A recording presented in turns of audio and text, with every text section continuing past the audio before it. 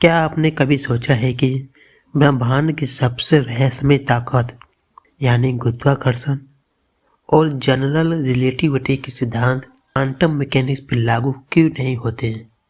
या फिर ये दोनों थ्योरी आपस में कैसे मिल सकती है? क्या दोनों एक दूसरे से जुड़ी हो सकती है या फिर यह दोनों बिल्कुल अलग अलग थ्योरी है जो अपने अपने जगह पे अप्लाई होती है और कभी भी इंटरकनेक्ट नहीं हो सकती? आज हम बात करेंगे क्वांटम ग्रेविटी के बारे में, एक ऐसा सिद्धांत जो दोनों के बीच के रिश्ते को समझाने की कोशिश करता है। क्या होता अगर गुरुत्वाकर्षण और क्वांटम मैकेनिक्स का मिलन हो जाए?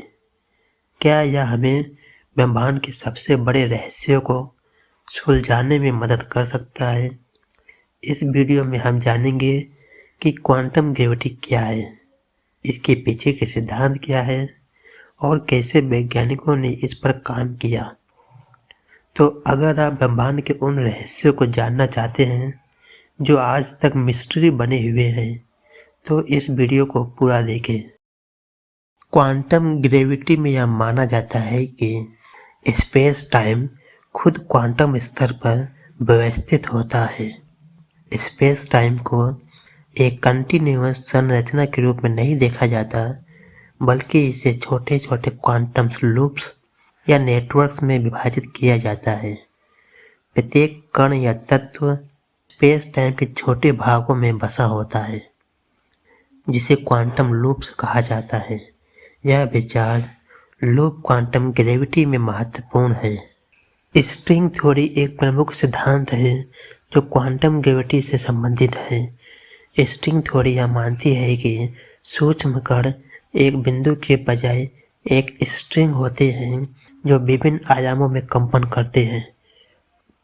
क्वांटम ग्रेविटी की दृष्टि से यह स्ट्रिंग स्पेस टाइम के मौलिक घटक होते हैं। स्ट्रिंग थ्योरी क्वांटम ग्रेविटी के सिद्धांतों को एकीकृत करने में एक प्रमुख भूमिका निभाती है, खासकर जब गुरुत्वाकर्षण और क्वांटम प्रभावों का संबंध स्थापित करना होता है।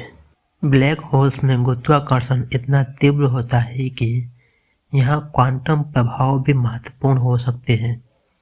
ब्लैक होल्स के भीतर स्पेस टाइम इतना विकृत होता है कि जनरल रिलेटिविटी और क्वांटम मैकेनिक्स दोनों के सिद्धांतों का उपयोग करना आवश्यक हो जाता है।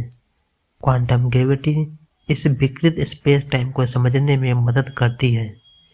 इसके परिणाम स्वरूप हम यह जान सकते हैं कि ब्लैक होल्स में क्या होता है, विशेष रूप से सिंगुलरिटी और हॉकिंग रेडिएशन जैसी घटनाएं। स्टीफन हॉकिंग ने 1974 में हॉकिंग रेडिएशन का सिद्धांत दिया, जिसमें कहा गया कि ब्लैक होल से विकिरण निकलता है। यह विकिरण क्वांटम प्रभावों का परिणाम है। यह सिद्धांत क्वांटम ग्रेविटी के महत्वपूर्ण पहलू के रूप में सामने आता है, क्योंकि यह ब्लैक होल्स के बारे में हमारी समझ को नया दृष्टिकोण देता है। हॉकिंग रेडिएशन यह बताता है कि ब्लैक होल्स के भीतर जहाँ गुरुत्वाकर्षण अत्यधिक होता है, वहाँ भी क्वांटम प्रभाव काम करते हैं। लूप क्वांटम ग्रेविटी एक थ्योरी है जो स्पेस टाइम को क्वांटम रूप में समझाता है। यह सिद्धांत बताता है कि स्पेस टाइम को एक कंटिन्यूअस सतह के बजाय छोटे लूप्स और नोड्स के रूप में व्यवस्थित किया गया है। इन लूप्स के जाल के द्वारा गुरुत्वाकर्षण बल उत्पन्न होता है। यह सिद्धांत जनरल रिलेटिविटी के साथ क्वांटम मैकेनिक्स को जोड़ने का एक प्रयास है। लूप क्वांटम ग्रेविटी के अनुसार स्पेस टाइम का माप न केवल कंटिन्यूअस है, बल्कि यह क्वांटम स्तर पर एक छोटे छोटे नेटवर्क में बटा हुआ है। इसका मतलब यह है कि ब्रह्मांड के सबसे छोटे हिस्से को एक यूनिट के रूप में मापा जाता है, जिसे क्वांटम लूप्स कहा जाता है। इन लूप्स के बीच स्पेस टाइम की सीमा होती है, जो एक समय में तय नहीं की जा सकती।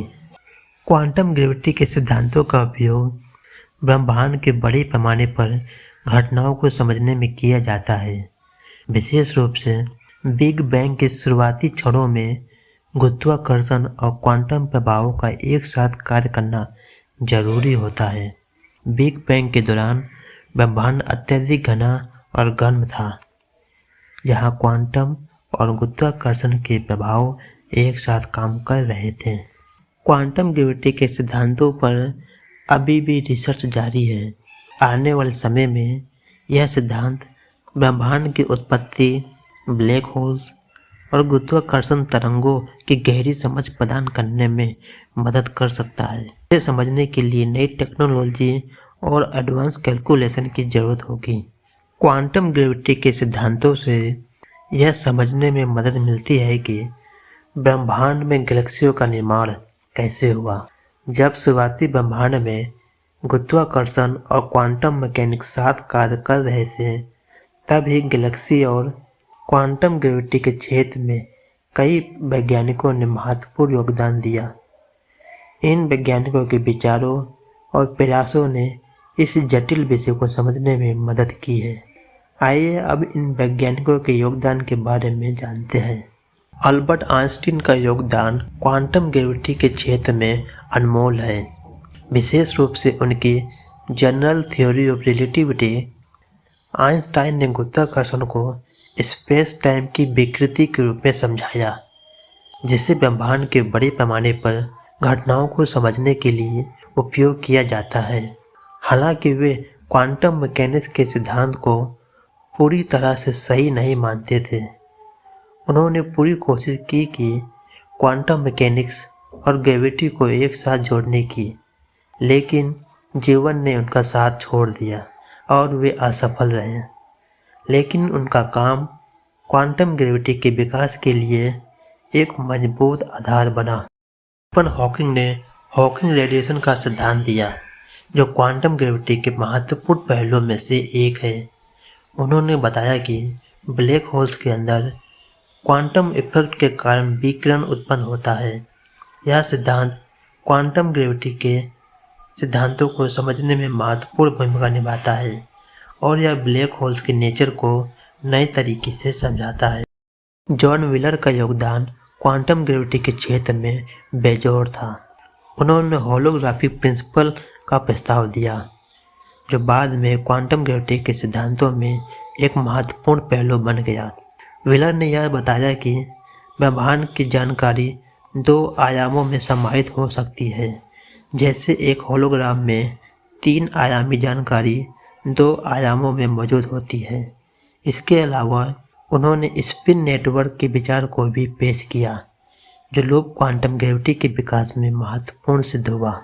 रोजर पेनरोज ने क्वांटम ग्रेविटी के सिद्धांतों में योगदान दिया, विशेष रूप से उनकी सिंगुलैरिटी की अवधारणा के माध्यम से। उन्होंने यह सिद्धांत पेश किया कि गुरुत्वाकर्षण की तीव्रता अनंत हो सकती है, जैसे ब्लैक होल्स की सिंगुलैरिटी में होता है। पेनरोज के कार्य ने हमें समझने में मदद की कि गुरुत्वाकर्षण और क्वांटम मैकेनिक्स कैसे आपस में जुड़े हो सकते हैं। ली सुसिन ने लूप क्वांटम ग्रेविटी के सिद्धांत में महत्वपूर्ण योगदान दिया। उन्होंने यह बताया कि स्पेस टाइम को क्वांटम रूप में समझा जा सकता है, जिसमें लूप्स और नोड्स होते हैं। यह मॉडल ब्रह्मांड के छोटे पैमाने पर गुरुत्वाकर्षण के प्रभाव को समझने के लिए उपयोगी है। लूप क्वांटम ग्रेविटी का लक्ष्य जनरल रिलेटिविटी और क्वांटम मैकेनिक्स को एक करना है, और लुईस सुसिन का काम इस दिशा में महत्वपूर्ण है। एंटोनियो फेते ने लूप क्वांटम ग्रेविटी के विकास में प्रमुख भूमिका निभाई। उन्होंने ग्रेविटी के सिद्धांतों को बेहतर समझने के लिए कैलकुलेशन मेथड विकसित किए। उनका कार्य क्वांटम और गुरुत्वाकर्षण के बीच संबंध स्थापित करने में महत्वपूर्ण था। तो दोस्तों, इस वीडियो में हमने देखा कि क्वांटम ग्रेविटी का सिद्धांत गुरुत्वाकर्षण और क्वांटम मैकेनिक्स के बीच के जटिल रिश्ते को कैसे जोड़ने की कोशिश करता है। विज्ञान के इस रहस्यमय क्षेत्र पर अभी भी बहुत कुछ शोध किया जाना बाकी है, लेकिन जो हम आज जानते हैं वह हमें ब्रह्मांड को समझने में एक कदम और करीब ले आता है। यह संभव है कि भविष्य में क्वांटम ग्रेविटी के सिद्धांत हमारे द्वारा समझे गए सभी मौलिक बलों को एक साथ जोड़ने का तरीका खोजें। अगर आपको वीडियो पसंद आई हो और आपने कुछ नया सीखा हो तो इसे लाइक करें और इन्फिनिटी लैब के साथ जुड़ें। और अगली वीडियो आप किस टॉपिक पर चाहते हैं यह हमें कमेंट बॉक्स में ज़रूर बताएं। थैंक यू दोस्तों, फिर मिलेंगे नए वीडियो के साथ।